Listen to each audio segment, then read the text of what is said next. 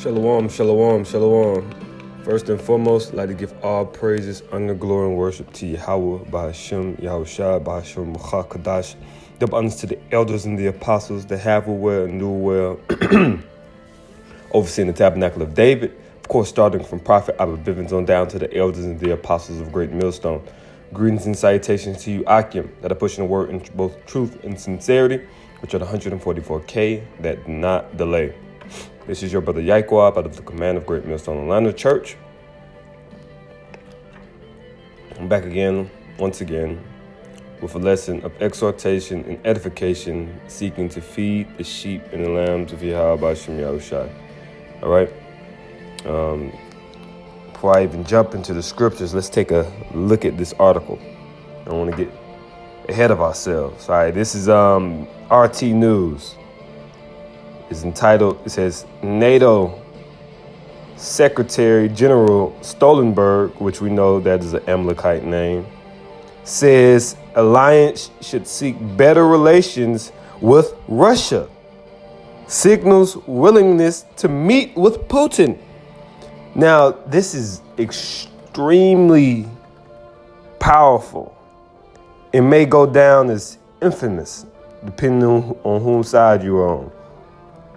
Because NATO, the whole conception and creation of NATO was to be as a deterrent to Russia, a frontline measure to the Russian threat. But now you have NATO, and this is not the first time we have seen something of this magnitude. For Macron has just stated, who is the president or the prime minister of France, he stated that Russia is not our enemy. He said this in the council. He said Russia isn't our enemy. He says, and we see, he says that we see that the Germans are seeking to develop more economic opportunities in relations with the Russian Federation, all right, via the pipeline that the Americans are seeking to sanction and prohibit. So we see economic measures being made between NATO nations and Russia, which are directly coincide to military measures. Because whatever nations that you are economically aligned with are nations that you are militarily aligned with. Economics is the forefront in the first line of war in military, or the first line of war in military action. That's why you see all the enemies of America. What happened? They have military sanctions upon them. China, Russia, North Korea, Iran, Venezuela. Because they try to economically cripple their enemy before they physically cripple their enemy. And if possible, through the measures of economics, get their mission and their job completed. But regardless, we understand through prophecy, there will be no economics that can solve this problem at hand. For it will be solved with utter war. It will be NATO and Russia and the hosts, the bands, Akatyam Magog with Russia, the bands with Russia, and they will utterly release every arsenal that they have at their disposal on the American landmass via prophecy. All right. So let's touch up a tad bit more on this article. This is very exciting times, exciting news, electrifying to those who have that spiritual eyesight.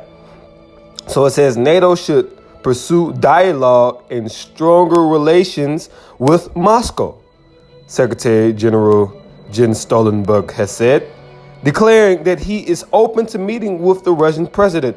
Stoltenberg told German news agency DPA that a summit with Putin is feasible if the context is right.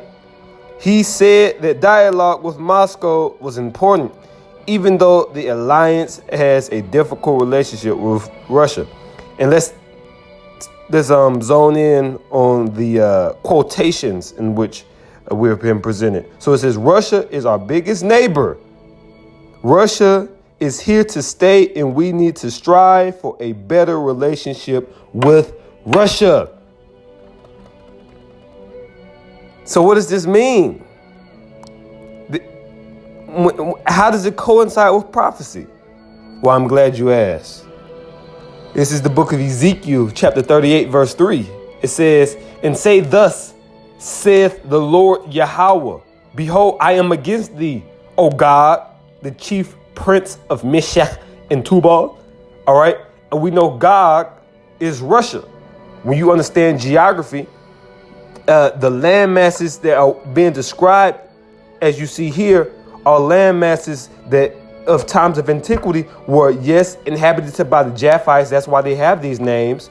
But the landmass is currently occupied by the Edomites, the Slavic Edomites, which the Lord is prophesying against. The same way the Lord prophesies against Mystery Babylon, the daughter of the Chaldeans. We understand that these are not ancient Ethiopians. These are not the ancient Babylonians from either time period, whether it be from the time period of the Akkadians, or some may say the time period of the Cushites with Nimrod, or the time period of the Assyrians, or whatever time period you want to connect this with. This is talking about the Americans. America is Mystery Babylon. Babylon derived from the Hebrew Babal, which means confusion. This is the land of confusion and mayhem and madness. Daughter of the Chaldees. Chaldees are what? Sorcerers and witchcraft. And, sorcerers and warlocks that perform witchcraft. And that's what takes place in the hills in the valley of North America. All right. Also, every nation has followed America's ways and cleaved to America. Even Magog at one point. The whole institution of having a president, that comes from America. The Soviet Union was a dictatorship under Stalin and his predecessor, or in his posterity. All right, but now you have the Russians saying they have a president, President Putin, as you just seen. But these times are coming to an end. These times are coming to an abrupt end. And as you see here, it says chief prince of Meshach and Tubal. And geographically, these are land masses by the Armenian mountains. All right, in the vicinity of Russia. Meshach and both Tubal, in the landmass of Georgia, or the Georgian Empire of one period. These are all Slavic people, Edomite people. Okay. Likewise, a large part of a Turkish stock when you start speaking of Gomer and the fellows, Ashkenaz and the fellows. All right, Turkish, but being Edomite, they just live in that landmass. All right, verse 4 it says, "And I will turn thee back and put hooks into thy jaws." So yeah, Russia, the Soviet Union had fallen. They had taken on a quote unquote democracy. But the Lord said, no, Russia, I will raise you up in these last days to be a thorn in the Americans' back, in Babylon's back. I will raise you up in the last days to lead all the nations into battle, into World War III against the great whore. That's what Yahweh Bashim Yahweh said, and that is what is being manifested. So verse 4 says, "And I will turn thee back and put hooks into thy jaw and will bring thee forth." That's why the Lord has made Russia once again strong with the Poseidon, with the different intercontinental ballistic missiles that they have at their arsenal, the technological advancements. It says, "And I will bring thee forth in all thine army, horses and horsemen," which is coincides to what we have, the Humvee vehicles and tanks of this day. All right. It says, and them clothed with all sorts of armor, even a great company with bucklers and shields, all of them handling swords, with your 50 calibers, your lasers that they're going to have in display in World War III. Different weaponry. Verse 5, Persia, which we know are the Iranians, 50%. But the Persians, the Ethiopians, or as is written, Ethiopia and Libya, with them, all of them with shield and helmet. Gomer, which is speaking of the Turks, all right, the Ottoman Turks, all right, the sons of the Seljuk Empire. He will bring them likewise with Russia as an ally, which we know are Edomites as of today. It says, in all his bands. That is why it's written, if Satan's house be divided against itself, how could it stand? Because Satan, all right, which is the devil, of course, which is Esau, these Edomite nations are going to be divided against each other. All right. And that's why the house of Esau will not be able to stand. It says Gomer and his bands, in the house of Togarmah of the north quarters, in all his bands, and many people with thee, meaning all the nation, many nations with them.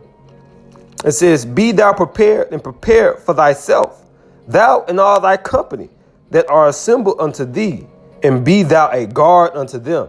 Right. Russia is going to be a guard unto these nations. If America stepped to Iran or stepped to the Persians, the Russians are going to step to the Americans. All right. And etc. All right. So let's get, Shalakia. Let's get Revelations, which more directly coincides to what we have read in the article with the NATO, which is basically the same as the European Union. It's just the military branch thereof.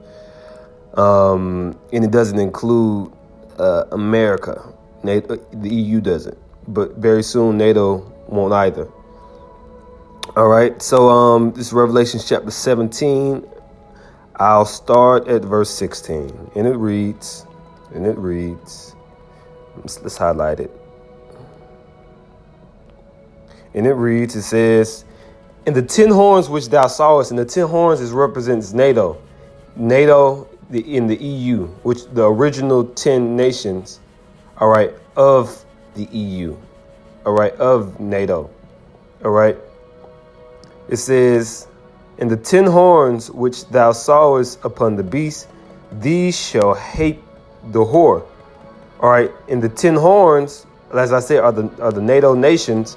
Okay, they're going to hate the whore, meaning the whore is America, Babylon the Great, Babylon, that great whore that sitteth upon the many nations. Said they're going to hate America. Why? Because all their sanctions, that America wants to, the new world wants to have us as a vassal state, the great French and British and Portuguese empire and this and that and that and this. So they're going to hate the whore. America doesn't, is not a man or a woman of her word.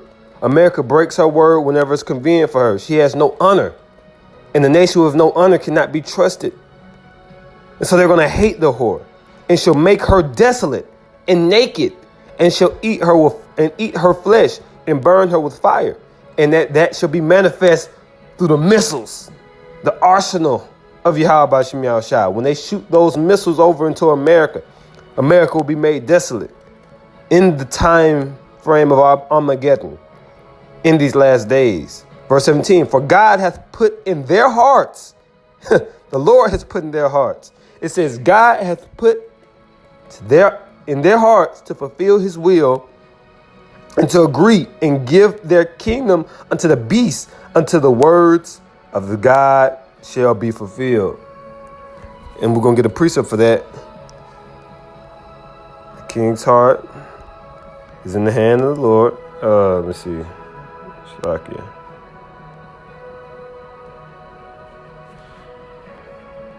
Which is in Proverbs 25:3. It's let me see, Shalakia.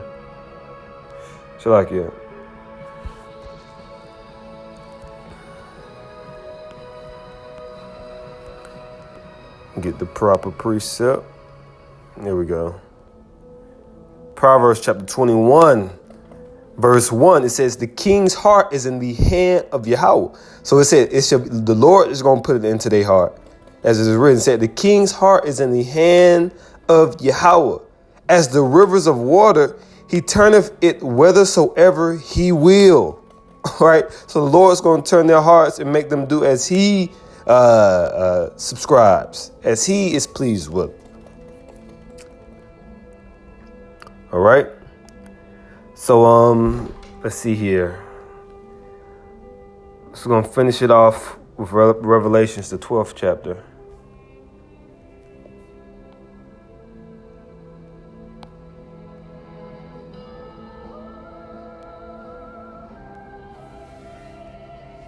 This is the book of Revelations, chapter 12, verse 7.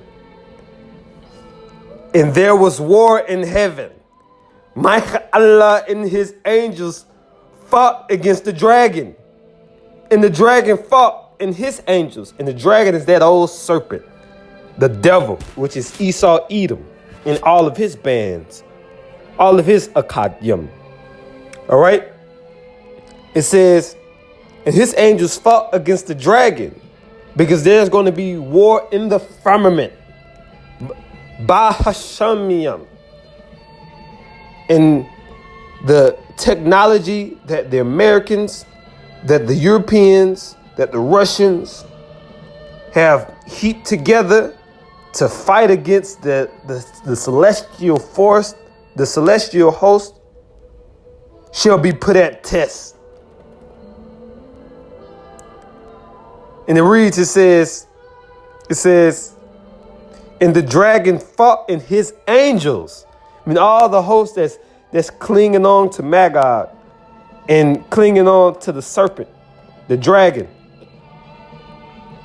Verse 8, it says, and prevailed not, neither was their place found any more in heaven. Meaning all of the high places in which they were at were brought down. Likewise, their military arsenal in which they had sent up as a desperate attempt, a last attempt of survival to rebuke utter annihilation, was confounded.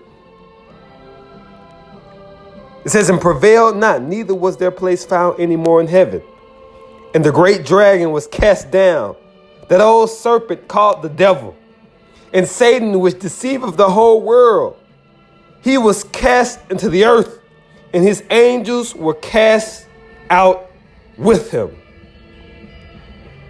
Verse 10, and I heard a loud voice saying in heaven, now is come salvation and strength in the kingdom of our God and the power of his Mashiach. For the accuser of our brethren, and as these people, they accuse us day in and day out. They make these false flags attempt, and they trying to label us terrorists and connect us with Islam, when truly we are the princes of power. We are the princes of peace. We are blameless, with clean hands and clean garments. But they accuse us and they slander our name, and they slander the name of the Heavenly Father. And it reads, it says, which deceiveth the whole world. He was cast out into the earth, and his angels were cast out with him. And I heard a loud voice saying in heaven, now is come salvation and strength in the kingdom of our God and the power of his Mashiach. For the accuser of our brethren is cast down, which accused them before our God day and night. And they overcame him by the blood of the Lamb, which is Mashiach Yahushua. All right. The world calls Christ Jesus, Mashiach Yahushua. It says, and by the word of their testimony, us being witnesses for the cause. All right. It says, And they love not their lives unto the death, meaning we bared our cross. We fought the good fight, and we kept the faith. Therefore rejoice, ye heavens, and ye that dwell in them. Woe to the inhabitants of the earth, of the sea, and of the sea. For the devil is come down unto you, having great wrath, because he knoweth that his time that he hath but a short time. And that's why, as of now, these demons are coming down to persecute us. But we understand through the prophecy they shall be destroyed. They shall be entangled with mischief wrought by their own hands and caught thereof. So as it is written, rejoice, ye heavens, for our time is at hand, and the time of our enemy is dwindling down the hourglass, never to return again. I'd like to give all praises and honor to Yahweh by Shem Yahushai, by Shem Kadash. Double honors to the elders and the apostles of Great Millstone. Salutations to you, Akim. Shalom, keep the faith. Muaf Baba, Kwam Bachayayam.